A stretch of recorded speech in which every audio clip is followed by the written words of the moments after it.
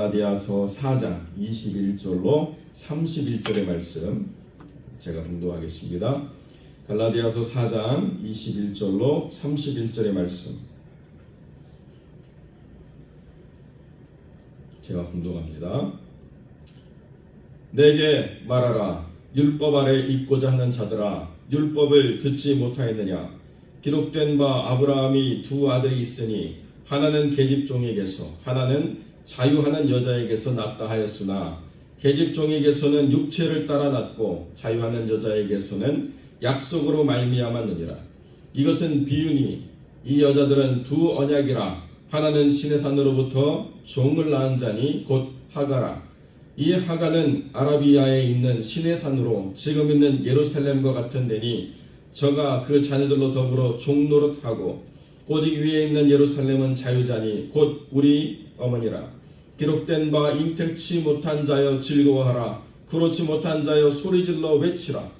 이는 홀로 서는 자의 자녀가 남편 있는 자의 자녀보다 많음이라 하였으니 형제들아, 너희는 이삭과 같이 약속의 자녀라. 그러나 그때 육체를 따라 난 자가 성령을 따라 난 자를 핍박한 것 같이 이제도 그러하도다.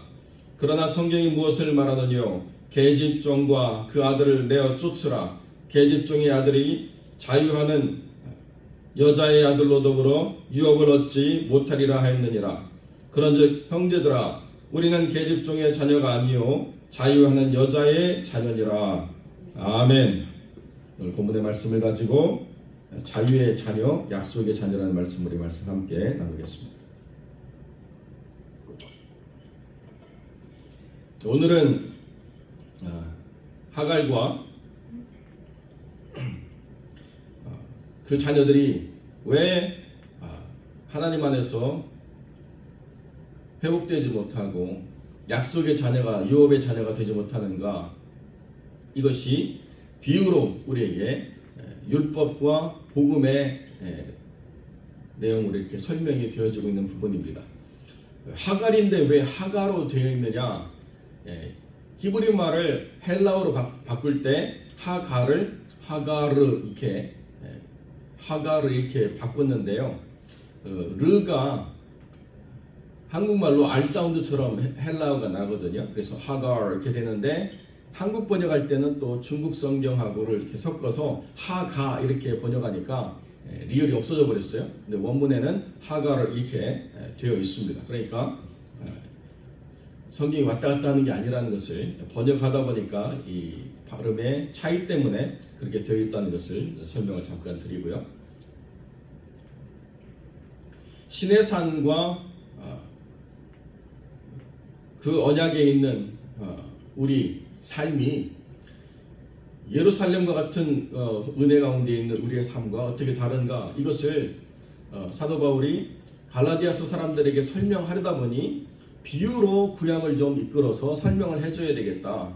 이게 정확한 비유는 아니기 때문에 이것은 아무나 할 수 있는 게 아니고 이것을 이렇게 끌어다 쓰려고 하면 이것은 하나님의 권위를 가진 사람만이 이것이 가능한 부분입니다. 그래서 풍요법이라고 하는 것은 아무나 쓰는 게 아니다. 풍요법이라고 하는 것은 사도들이 성경을 해석할 때 있어서 썼던 유일한 권한을 가진 사람들이고 그 이후에는 이 풍요법에 대한 적용을 지극히 제한하고 있다.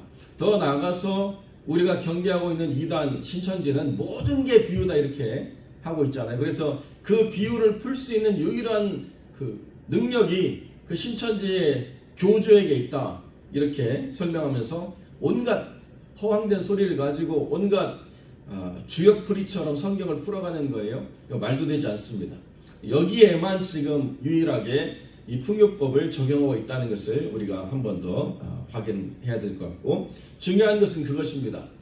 율법이라고 하는 것을 주셨을 때 그 율법은 하나님 안에서 온전한 자유, 온전한 약속을 이루지 못하는 한시적인 그런 율법이다. 온전한 것이 오고 나면 자유함을 누리고 우리가 완전히 약속을 얻는 그런 하나님의 백성이 되는데, 그렇지 않고 율법을 따라 살게 되면 언약의 백성, 자유의 백성이 되지 못한다라고 하는 것을 설명해 주는데, 아브라함의 삶을 봐라 이렇게 이야기하고 있다는 거예요. 아브라함이 자녀를 낳아야 되는 의무성이 있었습니다. 하나님께서 말씀하셔서 내 자녀가 하늘의 별처럼 바다의 모래처럼 풍성해질 거다. 그러면 사람의 행위로서 이것을 이루려고 하면 열심히 아내를 얻어가지고 자녀를 많이 낳아야 되는 행동을 해야 되는데, 하나님은 그것이 너로 말미암지만 너에 의해서 완성된다라고는 얘기하지 않으셨다는 거예요. 그런데 율법은 뭐를 얘기하느냐? 율법은 시작과 마침이 그 한 사람에게 있어야만 효력을 발생해요. 내가 율법 아래 있으면 그 율법의 시작과 마침을 내가 끝내야만 율법을 완성한 사람이 되는 것입니다. 근데 언약은 뭐냐? 시작한 자와 마치는 자가 하나의 연결 안에, 언약 안에만 있으면 시작한 자가 마치지 않아도 동일한 은혜, 동일한 보상을 받는다는 거예요. 이게 율법과 복음의 차이라는 것입니다.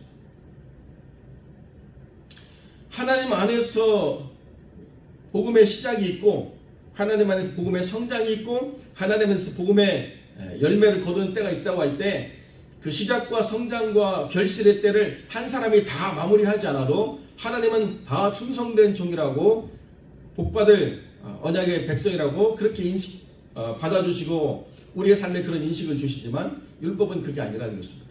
그래서 율법 자체가 악한 게 아니라 그 율법의 시작과 마침을 완전히 끝낼 수 없는 우리의 죄된 육체, 그리고 죽을 수밖에 없는 이 삶이 율법의 모든 요구를 감당하지 못하기 때문에, 그렇기 때문에 그 언약을 성취하는 자녀가 되지 못하고 완전히 자유를 누리는 자가 되지 못하게 된다. 이것이 주님 안에서 이 비유의 핵심이라는 거죠. 여러분, 한번 이 언약을 제가 좀 더 쉽게 설명을 해드릴게요.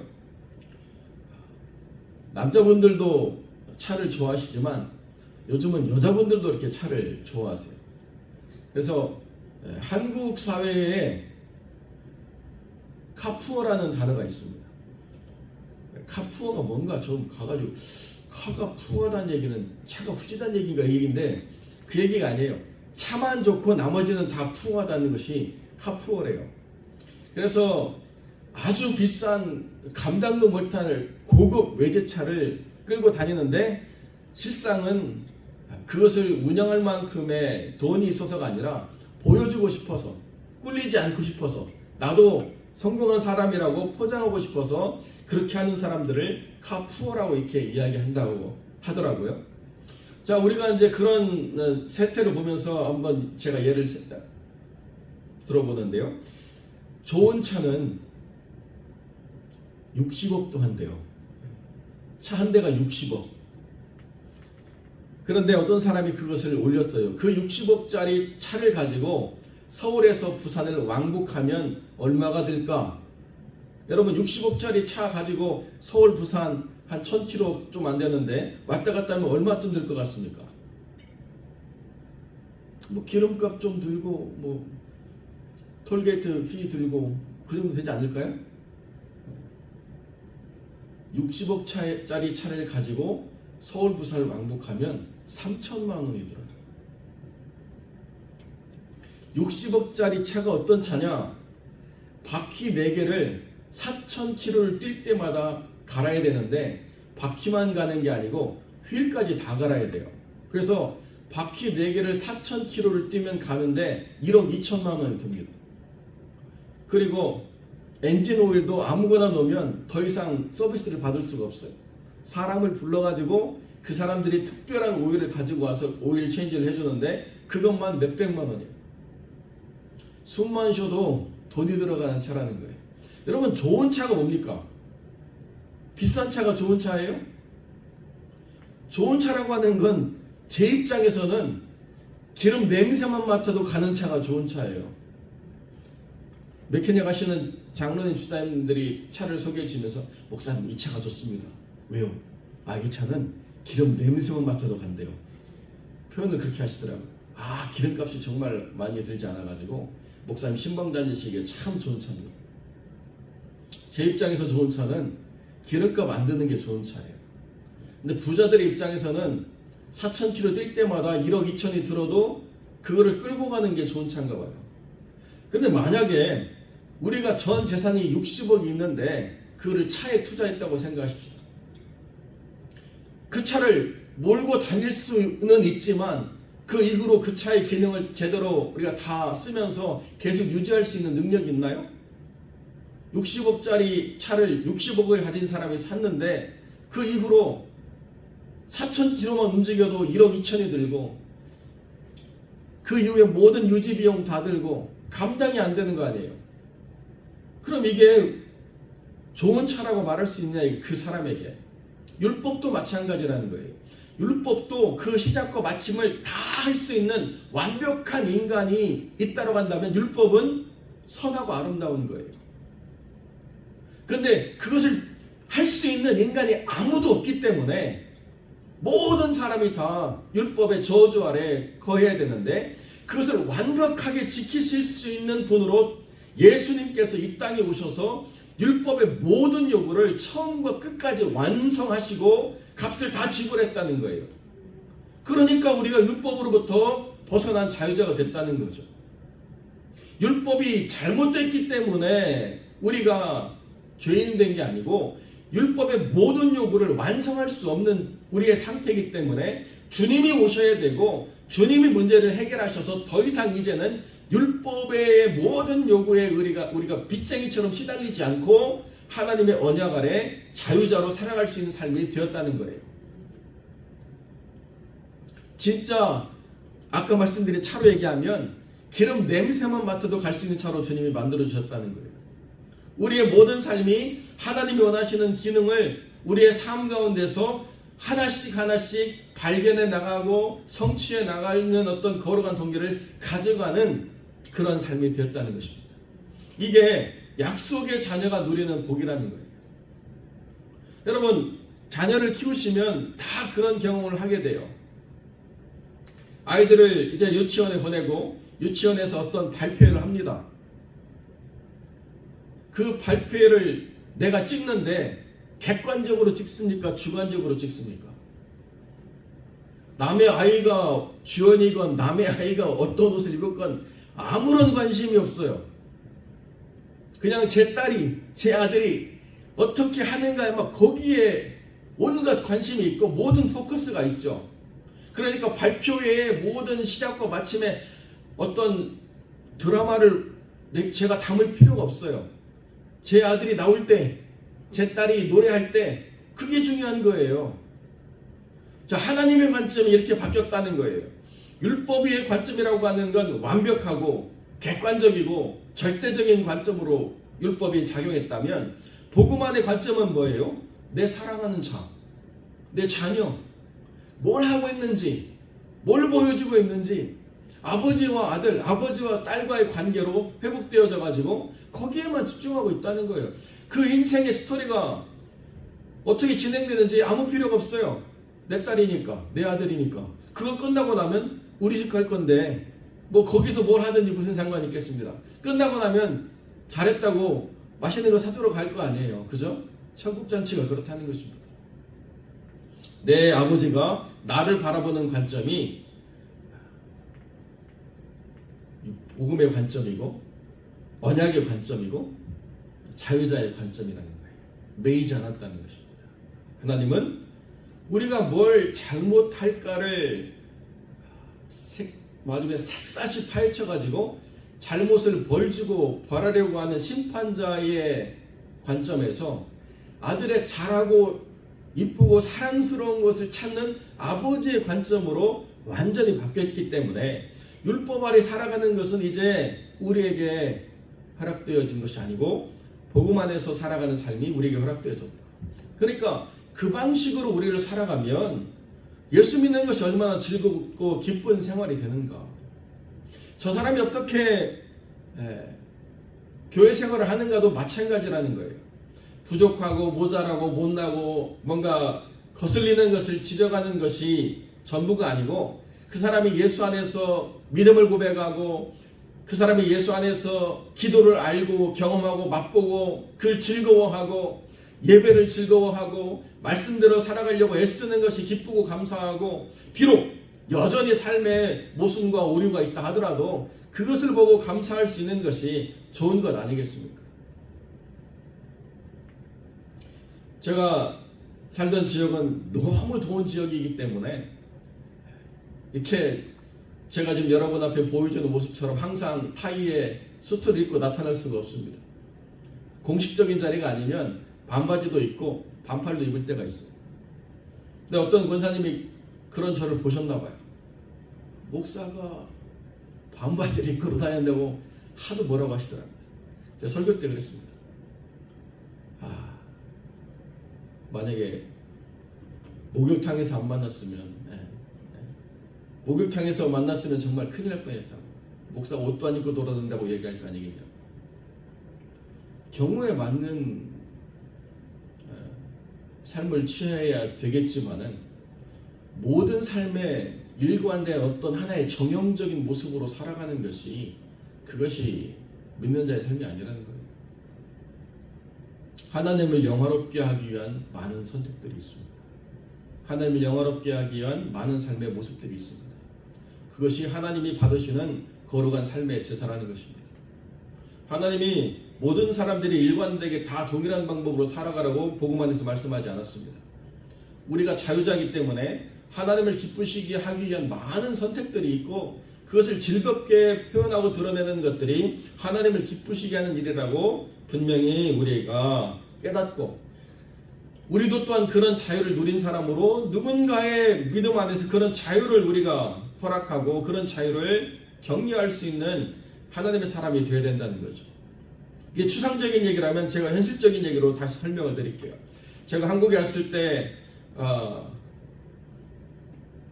우리 조카 한 명이 저한테 질문하세요. 자기 진로에 대해서 고민하는데 자기 전공이 그 한국 전통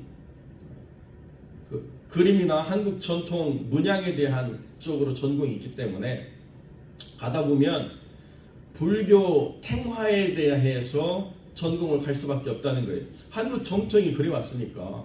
근데 내가 교회 다니는 사람인데 그걸 하기가 너무 부담된다는 거예요. 제가 그랬습니다. 하고 싶다고 한다면 최고가 되라. 그래가지고 절에 가서 탱화 복원할 때 쫙 모아놓고 기도합시다. 기도 딱 시키고 이게 우상을 위해서 있는 게 아니라 전통을 보존하는 차원에서 한다고 하지만 그러나 이것을 행하는 사람은 믿는 자라고 하는 가치를 드러낼 수 있는 삶을 보여주는 것이 더 중요하다. 뭐 때문에 못하고 뭐 때문에 안 하고 뭐 때문에 그만둬야 되고가 아니라 그 분야에서 최고가 돼서 하나님의 영광을 높이는 삶을 살아가라. 제가 그 얘기했더니 피식 웃더라고요. 절에 가가지고 기도합시다. 피식 웃어요. 여러분 삼국시대에 이미 복음이 다 전파가 됐습니다. 그래서 그 유물을 발견하다가 부처 머리에 십자가가 있는 그것도 발견이 되고 있거든요. 근데 우리한테 전달이 안 돼요. 왜? 그 분야의 전문가들이 크리스찬이 한 명도 없어가지고 싹 묻혀버리는 거예요. 어떤 분야에서 뭘 하느냐가 중요한 게 아니라 어떤 분야에서 뭘 하든지 예수 믿는 사람이 거룩한 가치를 드러내면 드러낼 수 있는 복음의 가치와 의미와 진리들이 제한받지 않고 마음껏 펼쳐질 수 있는 그런 삶이 되는 것, 이것이 중요하다는 것입니다. 내가 오늘 하루 자유자로서 살아가지만 실제 세상에 나가면 누군가의 밑에 있어야 되고 실제 세상에 나가 있으면 누군가의 말을 들어야 되는데 내가 자유자야? 예, 하나님 안에서 자유자라는 것입니다. 남에게 부림을 받는 위치에 있다 하더라도 내가 무엇 때문에 이 일을 감당하느냐? 하나님의 사명을 감당하는 사람으로 섬기는 자가 되기 위해서 여기 있는 것이다라고 생각하고 하나님께 하듯이 이 일을 감당한다고 한다면 하나님이 그 삶의 모든 결과를 통해서 그리스도의 향기를 드러나게 하시는 일들을 행하시는 것이다. 그것이 자유자의 삶이고 그것이 언약 백성으로 살아가는 삶이라는 거예요. 내가 행동하는 모든 수고에 하나님을 영화롭게 하려고 하는 그 자유자의 삶을 선택하면 이 일의 열매에는 하나님의 언약으로 하나님이 약속하신 결과를 하나님 우리에게 허락하실 것이다. 이게 세상을 살아가는 믿는 자의 당당함이라는 것입니다. 어떤 직업만 화려하고 어떤 수입만 대단한 게 아니고 어떤 삶의 자리에 있다 하더라도 하나님이 나를 자유케 하셨기 때문에 내가 무엇 때문에 이 일을 행하느냐? 하나님을 기쁘시게 하고 또 이웃을 사랑하는 삶의 방식으로 내가 살아가기 위해서 내가 자유자로서 언약을 가진 하나님의 백성으로 이 일을 성취해 나간다라고 우리가 분명히 믿고 그 일을 펼쳐나간다고 한다면 우리는 세상 속에서도 천국을 확장시켜 나가는 거룩한 백성으로 살아가는 것입니다. 사랑하는 성도 여러분,